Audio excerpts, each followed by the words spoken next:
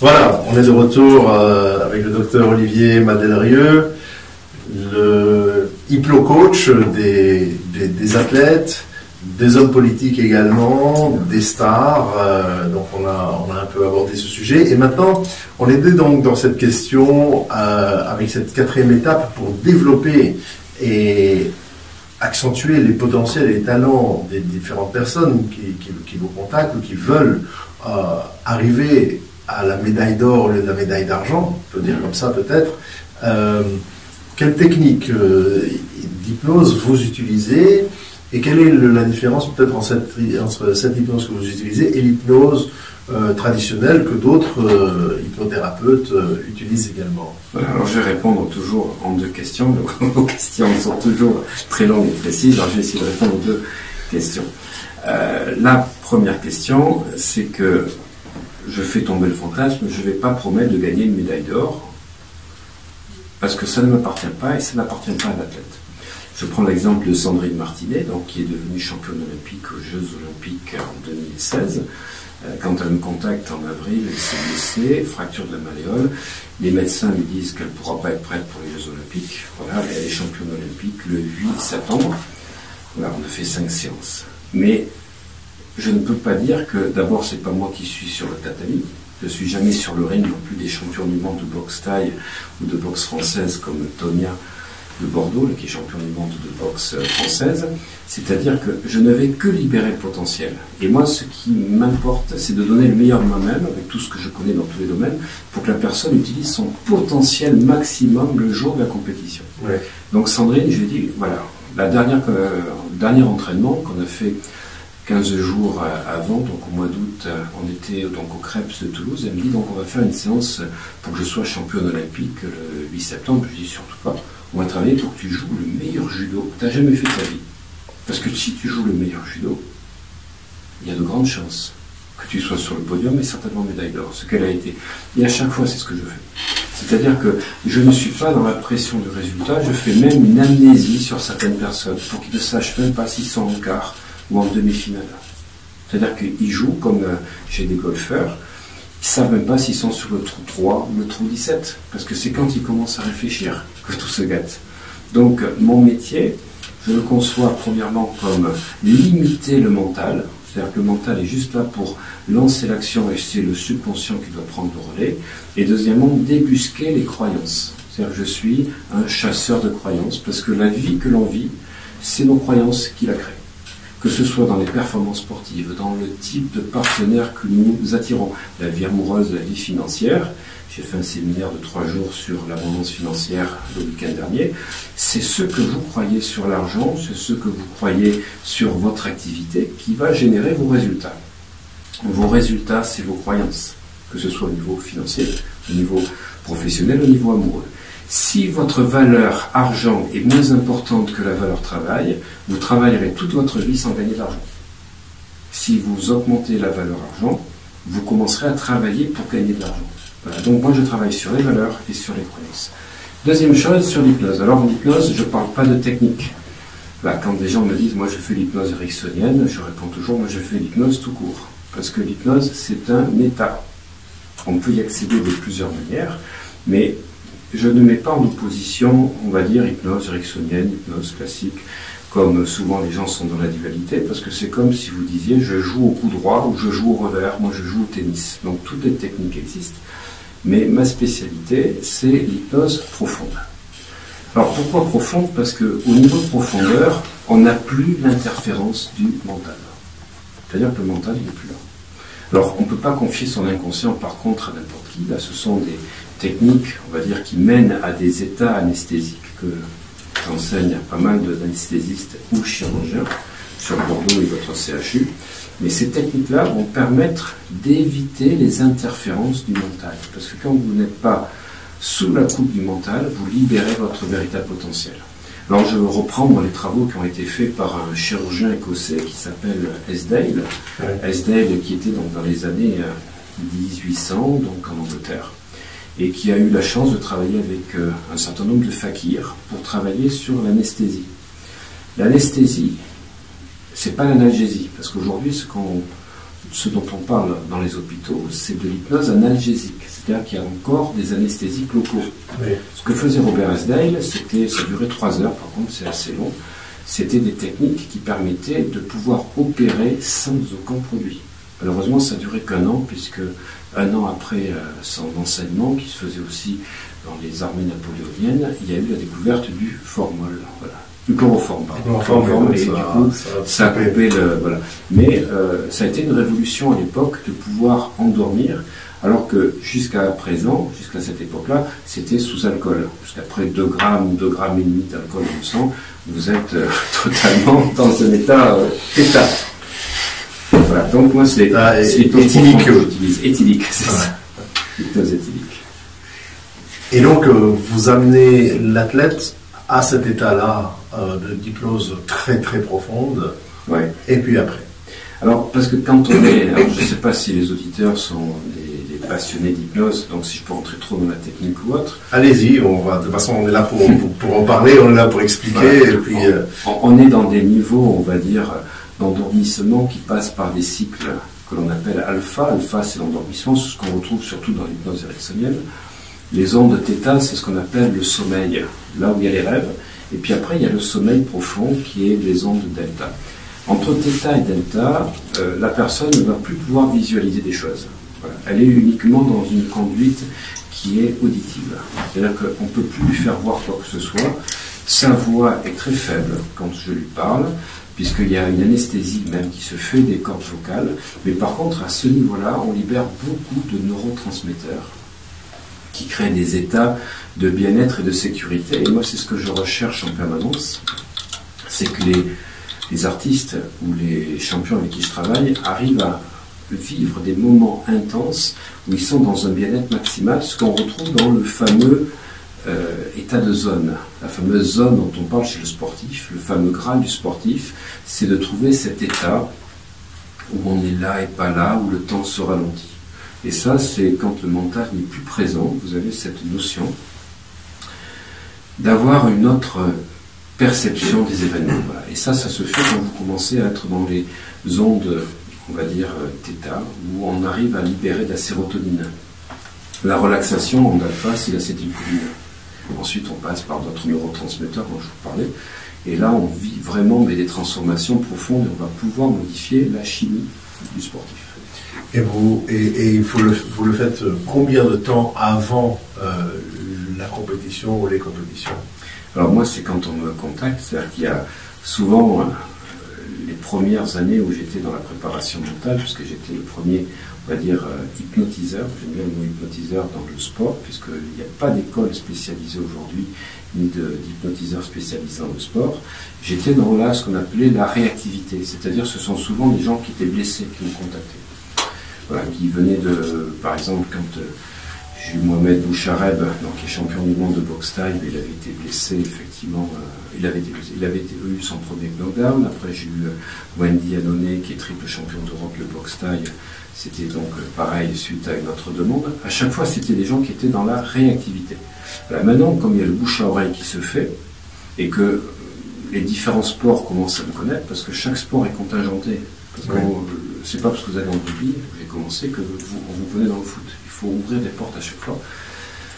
Là, on est maintenant dans la proactivité. C'est-à-dire que les gens ont passé l'étape et ils savent qu'on peut atteindre des limites au-delà de notre perception mentale. C'est-à-dire que c'est notre mental qui nous limite, ça commence à rentrer dans le mental. Dans le mental, c'est le cas de dire. Les gens ont compris que l'hypnose pouvait permettre d'aller plus loin, d'aller plus fort, d'aller plus vite. Mais il y a encore des clubs où on ne peut pas trop en parler, c'est-à-dire que je vois beaucoup d'athlètes dans certains sports collectifs qui n'en parlent pas.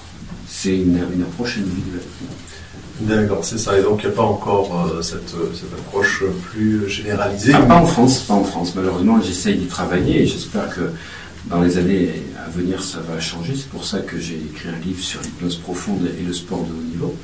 Parce que au niveau des États-Unis, aux derniers Jeux Olympiques, 65% des athlètes étaient suivis par un hypnotiseur. Deux sportifs sur trois. En Angleterre, c'est 70%. Voilà. En France, c'est même pas 2%. On a beaucoup de sophro, on a des techniques de méditation pleine conscience, mais l'hypnose n'est pas... Alors, c'est grâce à ça, c'est grâce à ces émissions sur IDFM Anguin qu'on fait connaître un peu justement cette façon d'être, cette façon de se gérer, qui est somme toute naturelle, mais où donc l'hypnotiseur ou l'hypnopraticien va pouvoir aider l'athlète à rentrer dans cet état pour lui faire atteindre. Qu'est-ce que vous lui dites à cet athlète? Moi, je dis rien, c'est-à-dire que c'est toujours pareil, c'est qu'est-ce que la personne a envie d'avoir comme résultat, mais surtout qu'est-ce qu'il croit qu'il est capable de faire ou pas. Toujours pareil. C'est peut-être qu'il croit qu'il n'est pas capable. C'est ça, c'est pour ça que je travaille sur les croyances. Je reprends toujours cette métaphore, c'est pas une métaphore, cette histoire de Roger Bannister, qui était le grand champion anglais dans les années 50, qui a été le premier miler à franchir le mile en moins de 4 minutes. Voilà. À l'époque, personne n'arrivait à franchir cette barrière mythique et tout le monde disait c'est impossible. Le jour où il a franchi, il y en a eu 27 qui, dans les 1 an et demi, ont franchi cette barrière. Autrement dit, c'est ce que vous croyez que vous créez. Si vous croyez que vous êtes capable de le faire, vous avez raison. Si vous croyez que vous n'êtes pas capable, vous avez raison aussi. Votre subconscient va vous confirmer en permanence ce que vous croyez. C'est changer la croyance, en fait. Tout à fait. C'est-à-dire que quand la personne me dit, je prends l'exemple de Clément Ménadier, donc, qui est talonneur de l'équipe de Bordeaux-Bègles, là, qui est sur mon site Hypnosport, et j'ai une vidéo sur YouTube. La première fois qu'il me contacte, en 2015, novembre 2015, il me dit, voilà, la problématique qu'il avait, il était 3e ou 4e talonneur de l'équipe de Bordeaux-Bègles. Donc il rentrait pour remplacer ADI, qui était le Fidjien à l'époque, il rentrait à la 60e minute. Et puis, au mois de février, après avoir fait 4 séances avec lui, il me dit, Olivier, est-ce que tu crois que je peux être international? Je dis, mais moi je crois rien. Est-ce que tu crois que tu peux l'être? Mais Olivier, est-ce que tu crois que je peux être international? Je dis, mais est-ce que tu crois que tu peux l'être? Et lui, il voulait me dire, est-ce que tu crois que l'hypnose peut permettre? Mais l'hypnose, c'est pas tu t'assois 45 minutes, tu te réveilles et tu es champion olympique. L'hypnose, c'est libérer ce que tu crois ou pas. Et je dis, est-ce que tu arrives à voir que tu peux? Il me dit, ok. Est-ce qu'on pourrait faire un travail dessus? On a travaillé sur les croyances. 2 mois après, il était titulaire donc, du poste de talonneur, il n'était plus remplaçant. Et 2 mois après, il était capitaine de l'équipe de Bordeaux-Bègles. Et au mois de juin, il a été resélectionné à la fois l'année dernière, en 2017, et pour la tournée donc, du Japon, de la Nouvelle-Zélande, etc., comme talonneur. Mais moi, je n'ai rien fait. J'ai simplement enlevé les croyances qui l'empêche de croire qu'il ne peut pas. Moi, je ne sers à rien. Je sers juste à libérer ce que les personnes ne croient pas. C'est ce que je parlais tout à l'heure, ces interférences qui limitent le potentiel. Si tu as la motivation et que tu as le potentiel, mon boulot, il sera juste de travailler sur les interférences, externes ou internes. Et ces interférences sont des fois des interférences qui sont des imprévus. On ne peut pas savoir. Il peut y avoir un retard de 10 heures dans un aéroport. Il peut y avoir quelqu'un qui a mal mangé ou qui a très mal dormi. Comment est-ce qu'on peut gérer ces interférences-là? Alors là, c'est toujours pareil. C'est un état de conscience. Je disais tout à l'heure en début d'émission, c'est nos émotions qui nous gèrent. Donc si on élève sa conscience, on est au-dessus de nos émotions. La maîtrise, c'est de gérer nos émotions. Voilà, donc moi ce que j'enseigne dans les différents protocoles que je fais, parce qu'après je donne des choses à suivre et à faire, c'est que la personne puisse à tout moment être au-delà des émotions. Parce que émotion, c'est emotion, c'est-à-dire énergie en mouvement.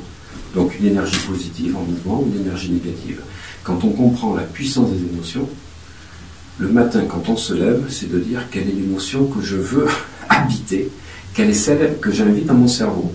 Et j'enseigne beaucoup sur les vidéos qu'on voit sur YouTube, la gratitude. Parce que quand on est dans la gratitude, on se concentre sur ce qu'on a, Et notre subconscient amplifie ce que l'on a.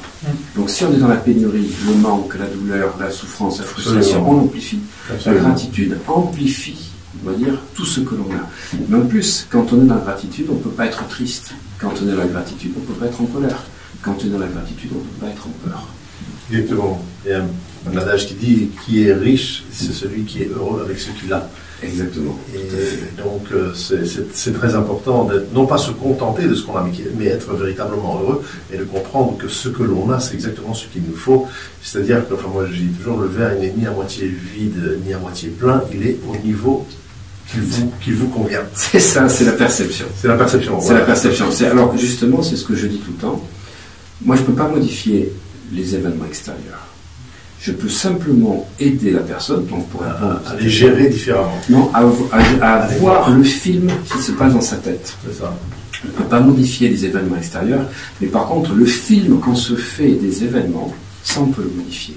Et c'est ça qui va transformer un loser en winner, ou quelqu'un d'ordinaire en quelqu'un d'extraordinaire. C'est sa capacité à inventer un nouveau film.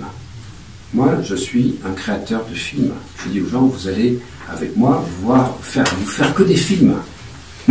Puisque le subconscient ne voit pas la différence entre ce que vous vivez et ce que vous voyez. Tout ce que vous voyez dans votre subconscient, c'est la vérité pour votre cerveau. C'est ça. Donc, il faut se monter un film En permanence. en permanence pour pouvoir vivre une autre vie. Mais tout à fait. C'est là où on porte notre attention. C'est-à-dire que l'attention focalise notre énergie et l'amplifie. Donc, est-ce que je regarde mon passé? Donc, auquel cas, je vais toujours amplifier le passé. S'il n'est pas positif, je vais faire que l'amplifier. Ou est-ce que je regarde un futur, ou un futur très positif que je vais amplifier par la puissance de la gratitude? Et cette histoire de gratitude, c'est très important parce qu'en effet, lorsque on remercie, quel que soit ce qu'on remercie, ça peut être beaucoup de choses, mais on est reconnaissant pour ce que l'on a, et on n'est pas en demande de plainte toujours de ce qu'on n'a pas. On n'est pas victime, on n'est pas sur la pénurie. Et pour reprendre donc mon dada des neurotransmetteurs, la gratitude va libérer 2 neurotransmetteurs. Donc la sérotonine qui est synthétisée à 85% dans le tube intestinal et la dopamine dont 65% est synthétisée au niveau du tronc cérébral. Voilà. Et dernièrement j'ai découvert, c'était en septembre ou octobre, une nouvelle étude, je ne connaissais pas ce nouveau neurotransmetteur lié à la gratitude, c'est l'ocytocine, qui est l'hormone du bien-être. Autrement dit, la gratitude va nous permettre d'être dans la sérénité, le bien-être et la motivation. Donc, comment booster ces neurotransmetteurs d'être dans la gratitude? C'est extraordinaire. Et il y a donc ce travail doit être fait, mais pas seulement en hypnose, puisqu'il va être fait également dans la vie de tous les jours, d'être dans cette motion de gratitude également et de positivité. Tout à fait, parce que si on reprend les états modifiés de conscience, dont l'hypnose fait partie, j'enseigne dans les différents séminaires qu'il y a plusieurs façons de modifier son état de conscience. Donc dans les états modifiés de conscience, il y a effectivement ce qu'on appelle la prière. La prière nous met dans des états gamma et alpha au niveau des ondes, mais on a aussi ce qu'on appelle la contemplation. Dans certaines formes de religion, comme l'hindouisme, on va se contempler, on va rentrer dans la divinité, on va créer encore une fois donc une sorte de transe hypnotique. Après, on va appeler, donc on va parler de la méditation, on va parler de la concentration, on va parler de la visualisation, on va parler d'auto-hypnose. Et puis les 2 autres techniques qui permettent de modifier donc les états de conscience, c'est à la fois la reconnaissance et la gratitude. Et ça, c'est accessible à tout le monde. Les 6 premières demandent un peu d'entraînement, mais les 2 dernières, reconnaissance et gratitude, sont accessibles à tout le monde. Simplement, comme je dis, la seule chose que je ne peux pas faire avec l'hypnose, c'est de prendre la décision à la place de la personne. Je peux faire tout ce que je veux, c'est lui qui finalement, avec son mental, choisit ou pas. C'est ça, très bien. Et donc pour arriver, après, une fois qu'il a suivi ce process, combien de temps ça dure pour lui? Est-ce qu'il faut le remettre en situation, en séance? C'est l'intérêt de l'hypnose profonde. C'est-à-dire que l'hypnose profonde, contrairement aux états plus légers, hypnoïdes, comme là dans des hypnoses directes ou ericksoniennes, permet d'y arriver en 1 ou 2 séances. Parce qu'on a des transformations qui se marquent à des niveaux plus profonds. on est toujours dans les émotions, comme j'explique, et dès qu'on n'a plus le filtre du mental, on va plus loin. Par exemple, si je vous demande aux personnes présentes sur cette scène, qu'est-ce que vous faisiez le 11 septembre 2001, tout le monde le sait. Si je vous demande qu'est-ce que vous faisiez le 11 septembre 2003, vous ne savez pas. Si je vous demande si vous vous souvenez de votre premier baiser, de votre premier flirt, vous vous en souvenez. On ne se souvient que de ce qui est marquant, positivement ou négativement. Et l'hypnose profonde permet de marquer des choses, d'avoir des ancrages beaucoup plus puissants. On dit que les ondes alpha, c'est 20 fois plus profond que le mental, que les ondes θ, c'est 20 fois plus que l'alpha, donc c'est 400 fois plus que l'état de conscience ordinaire, et les ondes delta, c'est 20 fois plus que θ, donc 400 fois plus qu'alpha, 8000 fois plus.